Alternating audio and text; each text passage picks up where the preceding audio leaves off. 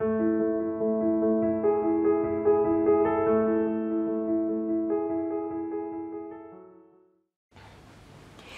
عليكم وعلى كل اللي بيشوفونا، واهلا بيكم في مطبخ ساسي.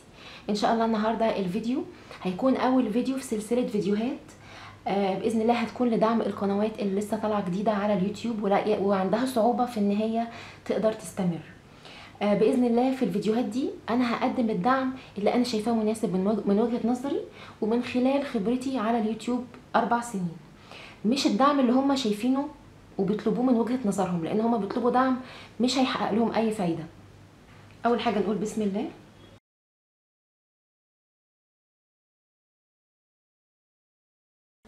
دايما بيجيلي تعليقات على اليوتيوب وعلى الفيس طلبات دعم غير طبيعية. بليز ادعميني، نزلي لي فيديو في المنتدى عندك، نزلي لي فيديو على القناة، او ثبتي تعليقي وخليه في التعليق المثبت علشان الناس تشترك عندي. اول حاجه هرد عليها، انا قلت لهم ان انا هرد على طلباتهم. اول حاجه الدعم في المنتدى. بالنسبه للمنتدى انا بعتذر جدا، انا ما اقدرش انزل فيديوهات انا ما اعرفهاش على القناه عندي.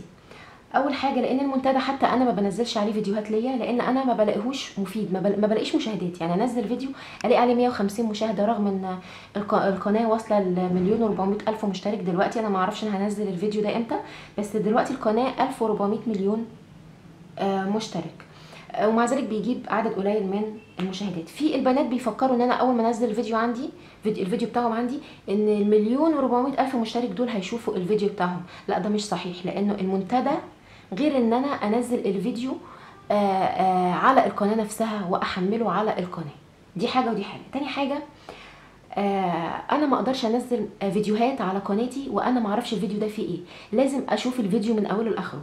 افرض مثلا في الفاظ غير لائقه، او المحتوى بتاعه مثلا يحض على الكراهيه، او في محتوى انا ما كنتش راضيه عنه والفانز عندي ما يعني مش من النوع اللي بيشوفوا المحتوى ده، فانا مش هينفع ان انا اقعد اشوف كل الفيديوهات عشان اقدر احكم اذا كان المحتوى ده ينفع او لا. والا في الحاله دي انا كده هسيب شغلي ومش هعرف اشتغل واقعد طول النهار اشوف فيديوهات. ده تاني سبب. تالت سبب المحتوى. بدخل بلاقي محتوى ضعيف جدا، محتوى غير مناسب. انا ما اقدرش انزل الفانز عندي او انزل على قناتي محتوى زي اللي انا بشوفه، وهتكلم عن الموضوع ده بعدين. محتوى لازم يكون محتوى قوي ومحترم، الناس تيجي علشان تشوفك وتشترك عندك. اخر نقطة واهم نقطة في موضوع المنتدى، ولنفترض ان انا عندي وقت ان انا اتفرج على الفيديوهات، وانك انت لو انا نزلت لك فيديوهات على المنتدى هتستفيدي ويجيلك مشاهدات. طيب لو لقيت المحتوى بتاعك دون المستوى زي فيديوهات كتير بشوفها، ما اقدرش انا ادبيا ان انا اقول لك الفيديو بتاعك انا شايفاه مش قد كده، ما اقدرش انزله عندي على القناه. مش معنى ان انا قناتي مثلا عندي عليها عدد مشتركين مش قليل، مثلا تعتبر قناه كبيره الى حد ما وانت لسه قناه صغيره، ما اقدرش انا اقول لك كده، ما اقدرش اقيمك. عيب ان انا اقيمك. وفي نفس الوقت انا ما اقدرش ان انا اتكسف منك فانزل لك الفيديو عشان خاطر ان انا مكسوفه وانزل عندي على القناه محتوى اكون انا مش راضيه عنه وعن مستواه. دي اول نقطه اتكلمت فيها. ثبتي تعليقي.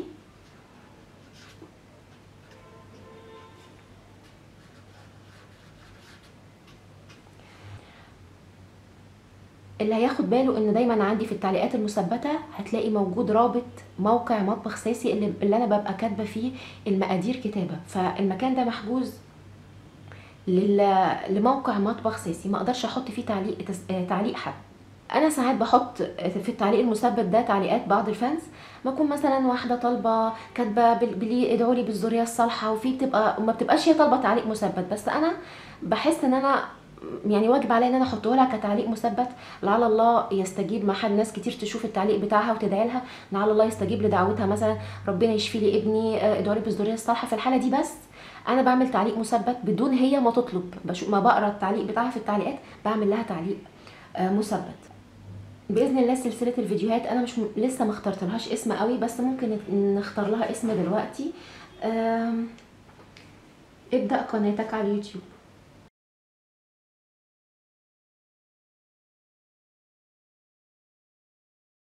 معلش انا قاعده بجنب وكتابه طالعه غير. هنعمل ايه دلوقتي؟ هنبدا نتكلم على النقط اللي تخليكي تقدري تعملي قناه على اليوتيوب وناجحه باذن الله، وتتفرجي على باقي سلسله الفيديوهات اللي هعملها. اول حاجه، اول نقطه معايا، شغلك اللي هيدعمك على اليوتيوب. شغلك انتي، مش انا ولا اي حد تاني غيري. لازم اول حاجه تقدمي محتوى كويس، محتوى محترم. تقدمي محتوى محترم ازاي؟ اتفرجي على القنوات، اتفرجي عليا، واتفرجي على القنوات الطبخ كلها، القنوات المغربيه. المغاربه، اخواتنا المغاربه بيعملوا شغل حلو جدا. اتفرجي على الوصفات اللي بيعملوها، اتفرجي على الوصفات التركيه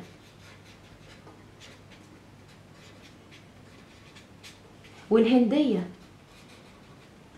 والاجانب بشكل عام. اتفرجي على المطبخ الامريكي، اي مطبخ تلاقيه قدامك اتفرجي عليه. انا بتكلم بالذات لان معظم القنوات بيعملوا فيديوهات طبخ. لازم تتفرجي. يعني بنات كتير يقولوا لي انت ازاي شاطره كده؟ هو انت واخده كورس؟ هو انت دارسه سياحه وفنادق؟ وانا ولا واخده ده ولا ده. انا بتفرج على اي فيديو الاقيه قدامي. بتفرج على المطبخ الايطالي، الاسباني، وبعمل دايما تلاقي كتير وصفات عندي على القناه، وصفات تركي وهندي. مش عيب. لازم الاول تقلدي قبل ما تبتكري. يعني الواحد دايما قبل ما بيبتكر ويخترع لازم يقلد، تقلدي الاول. المحتوى لازم تقلدي محتوى كويس، تشوفي المحتوى وتقلديه.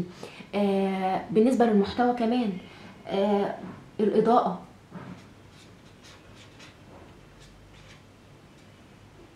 انا هتكلم عن الاضاءه والتصوير والحاجات دي كلها بالتفصيل، هعمل لها حلقات. لازم تعملي اضاءه كويسه محترمه. شوفي مثلا انا بعمل الاضاءه عندي عامله ازاي، الاضاءه عند اي قناه زميله عامله ازاي. القنوات اللي انت بتحبيها ونفسك تبقي زيها قلديها. شوفي، مش تصوري في الضلمه. يعني مثلا في بنات يقولوا لي شوفي ايه رايك في قناتي، ادخل ابص الاقيهم مصورين في الضلمه. التصوير، صوري بموبايل يكون محترم. انا مش موبايل يكون غالي، يكون مثلا ابتدي موبايل يكون وسط. انا لحد دلوقتي بصور بموبايل متوسط. لازم موبايل يكون متوسط. الصوت، صوتك لازم يكون واضح، ويكون صوتك مش عالي، وما ترغيش كتير، وفي نفس الوقت تقولي كل معلومة اللي بيتفرج عليكي يستفيد منها. ما تبقيش بخيلة في المعلومة، علشان اللي يعمل الوصفة وراكي تطلع مظبوطة معاه من اول مرة، فيرجع يتفرج عليكي تاني، يبقى عندك مصداقية. مش مثلا تحطي ده على ده على ده ويلا وارقع الوصفات اللي بالشكل ده. انا نفسي لما بتفرج على وصفات زي دي اجنبيه، لاني مش بعرف طبعا اترجم كل الفيديو الاجنبي، باخد يا دوب المقادير. انا نفسي رغم ان انا بشتغل كتير بشتغل وايدي في المطبخ، في وصفات ما بتظبطش معايا، لان انا مش ببقى عارفه هي بتقول ايه، مش ببقى سامعه التفاصيل، فبقع في غلط. ولما بعمل الغلط برجع اعيد الوصفه واقول لك ما تعمليش كذا واعملي كذا. وبلاقي فعلا الناس بتاخد بالها وتقول لي ساسي انت وصفاتك مظبوطه، انت ما بتبخليش بمعلومه، وصفاتك دايما مضمونه بالنسبه لنا. لازم تكوني قد المنافسه، لان زي ما بتتفرجوا في قنوات كتير على اليوتيوب وخلاص اثبتت وجودها، قنوات كبيره. لازم علشان تقدري تثبتي نفسك في وسط الناس دي لازم تقدمي محتوى يكون مختلف، تقدمي حاجه تشد الناس، تخلي الناس تتفرج عليكي معاهم.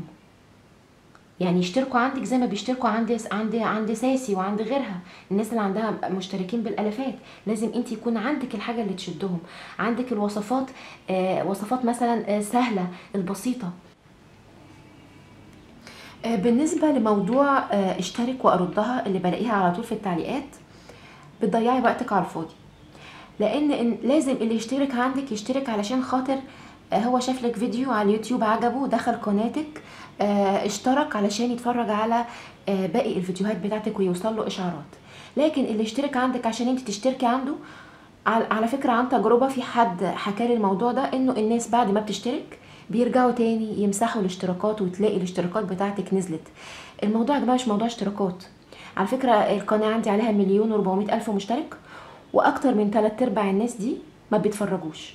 يعني ما بنزل فيديو بيقعد باليومين ما بيجيبش حتى مثلا 20,000 أو 30,000 مشترك مشاهدة، لأن الناس بيوصلها الإشعار وما بتشتركش، رغم ان هم مشتركين بمزاجهم. انا ما قلتش لحد ما اشترك عندي واردها والكلام ده. وكمان اليوتيوب بيعرف تبادل اشتراكات، بيفهم تبادل الاشتراكات، فالاشتراكات دي ما بتتحسبش. ولو الاشعارات بتاعتك وصلت القناه اللي انت اشتركت عندك نتيجه اشتراككم عند بعض بالتبادل، مش هتتفرج عليكي. فيا جماعه اهم حاجه على اليوتيوب المشاهدات مش الاشتراكات. يعني معظم الناس اللي بتتفرج عليا معظمهم مش بيبقوا مشتركين على القناه، يعني اكتر من 90% من اللي بيتفرجوا على الفيديوهات بيبقوا مش مشتركين. تمام. والناس المشتركين كتير جدا، يعني 1,400,000 مشترك عندي. لما بنزل الفيديو يا ريت حتى ربعهم يتفرج. لو ربعهم بيتفرج كان زمان فرق معايا ومع غيري من القنوات اللي على اليوتيوب. لكن للاسف الناس ما يعني بتشترك بمزاجها وبتدخل تشترك وتحط اشتراك، ولما بيوصلها الاشعار ما بتتفرجش. وبعدين موضوع كتر ما بتكتبي كوبي بيست كوبي بيست اشترك واردها اشترك واردها، اليوتيوب مع الوقت هيعمل لك حظر للقناه، وبعدين تقعدي تقولي انا قناتي اتعمل لها حظر ليه. غير كده كمان عندي انا الاشعارات دي غالبيتها ما بتظهرش، يعني انت بتبقي مفكره، انت بتبقي شايفاها قدامك ان مكتوب اشترك واردها، لكن عندي انا من كتر ما بتحطي نفس التعليق انا بقى في عندي مكان في القناه في الاعدادات بيعمل حجب بيحجب كل الكلام اللي انت كاتباه المكرر وكل اللينكات اللي انت بتحطيها. القناه عندي بتحجبها اوتوماتيك، فما بتنزلش ما بتنزلش قدام الناس، محدش بيشوفها. لازم مضمون القناه، المضمون اللي هيكون على قناتك يهم اللي بيتفرج. يعني انا كان بيجي لي بناتي تطلب مني مثلا ساعديني عايزه اعمل قناه علشان انزل عليها العاب صلصال. طب مع احترامي مين هيدخل يتفرج على العاب صلصال؟ لازم تدخلي تشوفي ايه اليوتيوب الناس بتتفرج على ايه وايه اللي عليه مشاهدات كتير، وتمشي في المجال ده وتكوني بتفهمي فيه.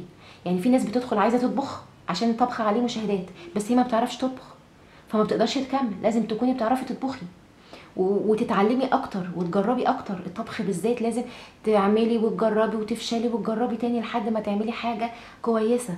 مثلا قنوات الكوره بتجيب مشاهدات عاليه جدا، بالذات اخبار محمد صلاح. محمد صلاح اي خبر عن محمد صلاح تبقى انت في المضمون. ربنا يكرمه يا رب ويوفقه. شوفي القنوات اللي عليها تكون محتوى محترم، مش المحتوى للاسف يعني بيكون محتوى تاخدي من وراه ربح حلال، لان في قنوات بيبقى من وراها ربح غير حلال وكلنا عارفينها. مراعاة تتابع المواسم بالذات بالنسبه لقنوات الطبخ. معروف ان في مواسم، مثلا شم النسيم قبلها تكوني مصوره الفسيخ او السردين وتكوني منزلاه قبلها باسبوع. شم النسيم. ايه تاني؟ العيد، قصدي رمضان. في رمضان بيبقى مختلف عن طول السنه، لان في الغالب المشاهدات بتبقى فيه عاليه، فلازم تعملي حسابك في رمضان بدل ما انت ده بقى تنزلي في الاسبوع 3 وصفات، لا في الاسبوع لازم تنزلي يوم ويوم. في رمضان تنزلي يوم ويوم. لازم تصوري قبل رمضان بشهور. انا بكون جاهزه لرمضان، بكون مصوره طول فتره الشتاء، بصور كل فيديوهات رمضان وبحطها عندي على اليوتيوب. العيد مثلا الكحك والبسكوت الحاجات دي ببقى مصوراها في رمضان نفسه، يعني في رمضان بقى قبل رمضان باسبوع بقعد انزل شغل العيد. لازم تكوني عامله حسابك وعندك فيديوهاتك. مثلا العيد الكبير، عاشوره مثلا، يوم عاشوره، مثلا عيد الام. كل المناسبات لازم تاخدي بالك منها وتعملي. مثلا سندوتشات المدارس،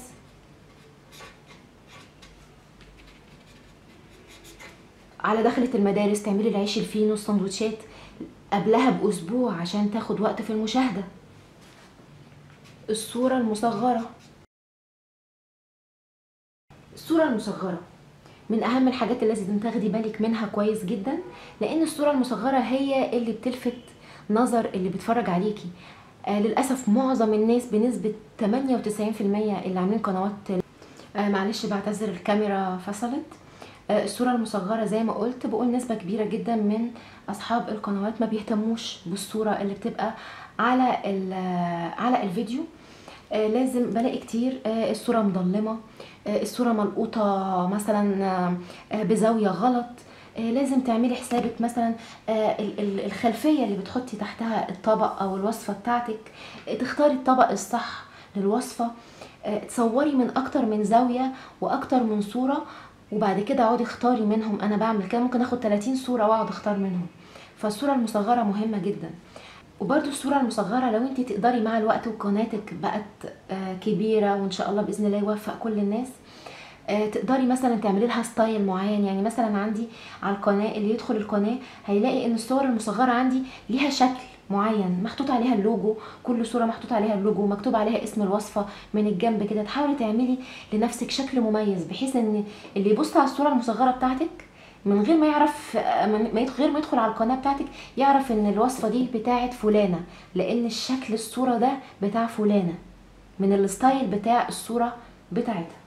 طبعا انا كنت شرحت حاجات كتير والكاميرا واقفة فهتكلم عنها تاني.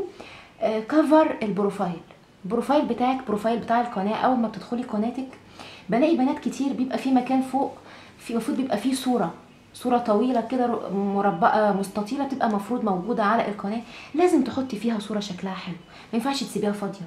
لازم تهتمي بشكل القناة، اللي يدخل يحس ان دي قناة فيها شغل، القناة دي مش مبتدئة، يحس ان انتي بروفيشنال. لازم كمان يكون عندك فيسبوك وتويتر او انستجرام اللي تقدري تشتغل عليه منهم، بالذات الفيسبوك.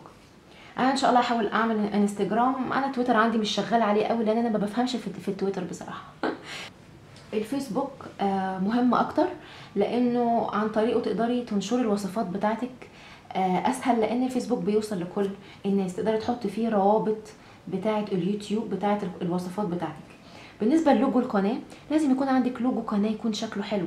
حاولي تشوفي مثلا ديزاينر يعمل لك لوجو كويس للقناه، يكون شكله حلو وملفت. واسم القناه برضو لازم يكون اسم كويس، ما يكونش شبه اسم حد، لازم يكون اسم مميز كمان. مش معنى ان انت هتعملي كل ده يبقى في شهر واحد هتقدري تبقي مثلا زي مطبخ سيسي، لا، لان انا ما عملتش كل ده في شهر، انا بقالي 4 سنين. لازم تصبري، لازم تصبري، لازم تصبري، لازم تصبري، ويكون شغلك كويس. يعني يا جماعه والله انا في ناس بتبعت لي طلبات دعم، حد كاتب لي بليز ادعمي قناتي. دخلت عنده، هو كان واحد شخص يعني انسان فاضل محترم، دخلت لقيت القناه بتاعته عليها فيديو واحد، طريقه عمل الشاي، والله العظيم طريقه عمل الشاي. ودخلت اتفرجت لقيته بيعمل الشاي وبيقول نحط السكر على الشاي، وهو اصلا فطسان من الضحك. وعرفت طريقه عمل الشاي منه، ما كنتش اعرفها، بشكره جدا بجد هو فعلا يعني ضحكني بجد، وكنت محتاجه فعلا اضحك، وربنا يوفقه ان شاء الله، بس يعمل حاجه تانية غير الشاي. في مثلا بنت ادخل الاقيها عامله طريقه عمل فيونكه. طب انا ليه ادخل اتفرج عليك انت بتعملي فيونكه؟ يا جماعه لازم يكون في محتوى، مش اي حد يقدر يدخل على اليوتيوب، لان حتى الناس اللي عندها محتوى قوي بتلاقي صعوبه جدا في اليوتيوب، خصوصا ان اليوتيوب دلوقتي بقى مصعب الدنيا عن زمان. عامل لازم تعدي 4000 ساعه مشاهده عشان خاطر ينزلك اعلانات. الكلام ده ما كانش موجود ايامنا، لان القنوات كترت جدا، كل الناس عايزه تطلع على اليوتيوب، واليوتيوب بقى يلاقي ان المحتوى كتير، معظم المحتوى اللي بينزل على اليوتيوب غير لائق، فبقى يصعبها عشان مش هتقدري تعدي ال 4000 ساعه دول الا اذا كان المحتوى بتاعك كويس. فاللي بتطلب مني ان انا انزل لها فيديو في المنتدى عندي، طب لو انا نزلت لك فيديو في المنتدى وشافك مثلا 50 او 200 واحد، طب وبعدين هتعملي ايه؟ لو انت مش قادره من الاول تعدي ال 4000 ساعه، طب ازاي هتجيبي 20,000 مشترك و50 و100 و100,000 وتقدري تعدي وتبقي قناه كبيره ومحترمه؟ لو زقتك انا مره زقه، طب مين هيزقك بعد كده؟ وفي ناس كتير بيقعدوا يشتكوا ويعانوا، انا قناتي مش بتكبر، انا قناتي، وبدخل ما بلاقيش محتوى، ما بلاقيش صور كويسه، ما بلاقيش محتوى كويس. ابعدي عن حياتك الشخصيه،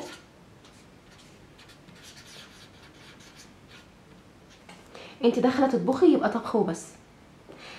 داخله تعملي اي حاجه تانية، يبقى هي الحاجه اللي انت بتعمليها وبس. ابعدي عن حياتك الشخصيه. ومهما انت تسألي حالتك الاجتماعيه والاسئله الكتير اللي بتجيلي، واللي انا قبل كده قلت يا جماعه القناه خاصه بالطبخ وفقط، حياتي الشخصيه ملكي انا. نصيحه مني، ابعدي عن حياتك الشخصيه مهما كانت الاسئله ملحه. خليكي في حالك.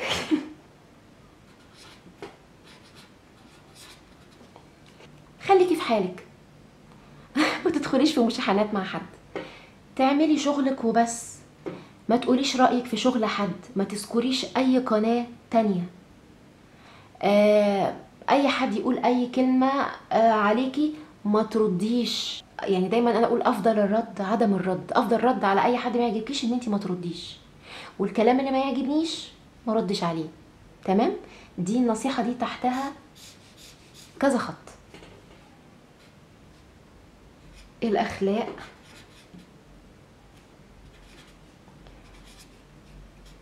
في السوشيال ميديا بشكل عام هتلاقي ناس تحبك جدا جدا وانت ما تبقيش عارفه الناس دي بتحبك قوي كده ليه، تبقي مستغربه وتبقي فرحانه. وهتلاقي ناس برضو تكرهك جدا جدا وبرضو مش تبقي عارفه ليه بدون اسباب. فحاولي بالذات، طبعا الواحد بياخد التعليقات الايجابيه والواحد بيشكر الناس كلها عليها، وربنا يكرم كل حد بيكتب كلمه طيبه، لان الكلمه الطيبه صدقه. اما الناس وهتقابلوهم الناس اللي ما بيقولوش الا الكلمه السيئه الخبيثه، فحاولي على قد ما تقدري ان الناس دول ما ياثروش عليكي ويكسريكي يكسروكي. لان في ناس كلامها انت مش هتتخيليه، ومش هتتخيلي ان بيتكتب لك الالفاظ دي، وان في حد ممكن يكون بيكرهك كده او حد مستقصدك كده، وتقعدي تقولي طب ليه، طب وانا عملت ايه، طب انا ما اعرفهاش، دي حتى مش من بلدي. حاولي ان انت ما تركزيش في النقطه دي. كلنا كيوتيوبر ده بيزعلنا جدا، بس تقولي حاجه واحده: حسبنا الله ونعم الوكيل. بس انا بعمل كده لما حد بيكون مزودها معايا قوي وانا ساجده، بقول حسبنا الله ونعم الوكيل. ربنا هو اللي عالم بيه وهو اللي عارفه، انا ما اعرفوش. لان في ناس مش بيبقى عندها ضمير، في ناس ما بتعرفش ربنا. يعني مثلا تلاقيه مفكرين مثلا ان هي بتشتمك مثلا من ورا الشاشه، انت ما تعرفهاش وهي بتستغل ده، بس ربنا عارفك وشايفك. بس لان هي ما تعرفش ربنا، او ان هي انسانه مش متدينه. طالما قلتي حسبنا الله ونعم الوكيل، يبقى شكوتك اترفعت من الارض لمحكمه السماء عند ربنا سبحانه وتعالى. شوفي بقى لما تشتكي لربنا، الكلمه دي كبيره جدا. ما تدعيش على حد، حسبنا الله ونعم الوكيل وبس. اشوف كده لحسن يكون التصوير وقف. لا ما وقفش. هنعمل ايه بقى ان شاء الله باذن الله في الفيديوهات الجايه.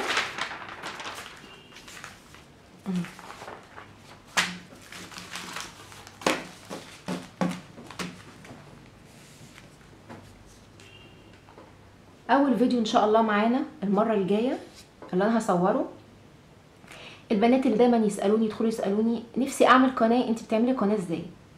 طريقه عمل قناه.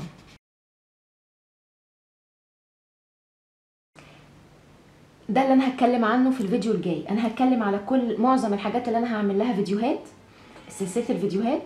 اولها طريقه عمل قناه. عايزه اي حاجه تعرفي طريقتها، ادخلي على اليوتيوب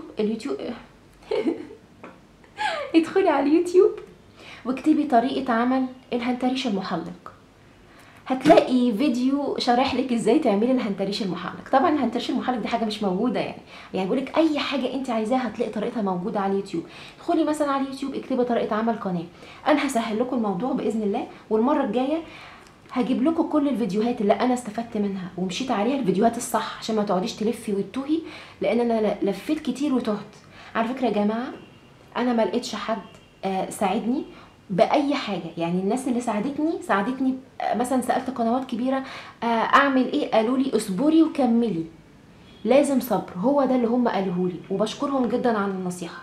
اصبري وكملي. غير كده انا ما سالتش حد عن حاجه وما طلبتش من حد يدعمني. تمام؟ حتى التعاون، انا عملت تعاونات قبل كده مع قنوات انا ما استفدتش منها، يعني ان انا انزل وصفتها عندي وهي تنزل وصفتي عندها، حتى ده هي ما استفادتش منه ولا انا استفدت منه، وبطلت تعاونات.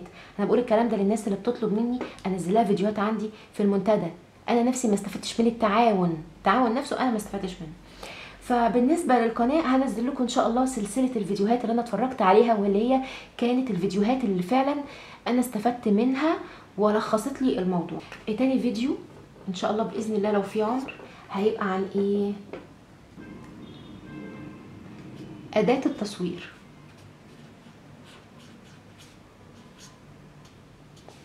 هتكلم عن هوريكم انا بصور بايه، بصور بموبايل ايه، وبحط والموبايل بصور بيه ازاي، وبحطه فين. الناس كتير بتسالني ازاي بتصوري من فوق، ازاي بصور الصور المصغره، كل حاجه خاصه بالتصوير هتكلم عنها ان شاء الله في تاني فيديو. في تالت فيديو هتكلم عن المونتاج. المونتاج اللي بيقابل ناس كتير وما بيعرفوش يتصرفوا فيه، هقول لكم على برنامج المونتاج اللي انا بستخدمه، برنامج بسيط وهشرحه كمان بايدي، هتشوفوه عشان اسهل عليكم، وهحط لكم رابط يعني الرابط البرنامج نفسه ان شاء الله باذن الله. احاول اختصر لكم في سلسله الفيديوهات دي كل التعب اللي انا شفته ومريت بيه، انا هحاول اختصره لكم باذن الله. رابع حاجه، ازاي